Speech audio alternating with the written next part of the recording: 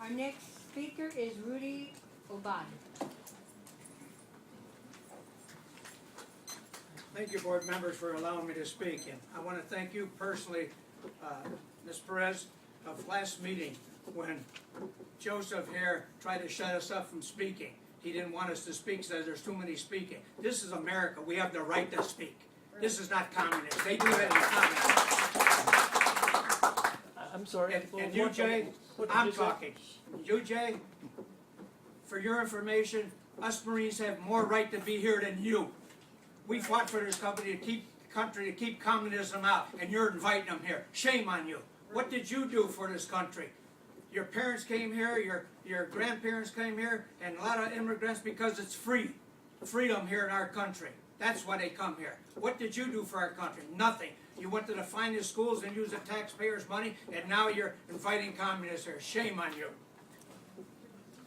The students were here last meeting asking for money to fix their instruments that are broke.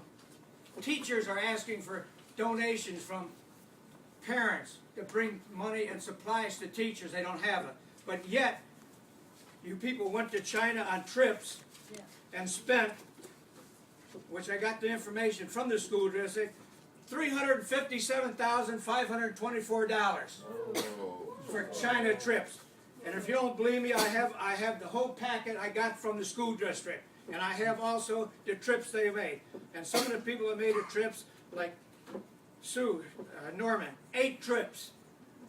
Joseph Chang, 2 trips. Wong Song, 6 trips. And a bunch of others. And the whole cost, and I have this right from the school district, from their lawyer, or whoever sent it to me, and it says Chinese trips there. I added them all up, and it's $357,000. You could have hired teachers and had those band instruments fixed and supplies for the kids in school. Shame on you people that voted late. I salute you for voting against it. Thank you. Yeah.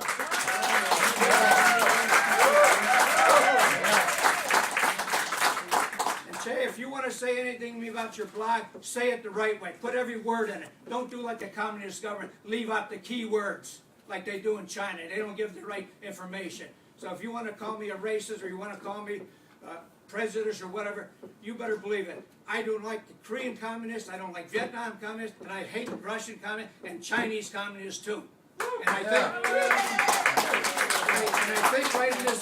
think right in this room here, we might have some communist Chinese here, American communist Chinese. And that's shameful. Again, students, you read those programs, like their program or your teachers or coaches give you. Bring your parents here. Let them speak. They'll speak against it. They came here to get out of China for communists. We don't need. I'm not against. Your time is up. I'm not against you people learning Chinese. I'm against the communist Chinese coming and teaching you. Time's up.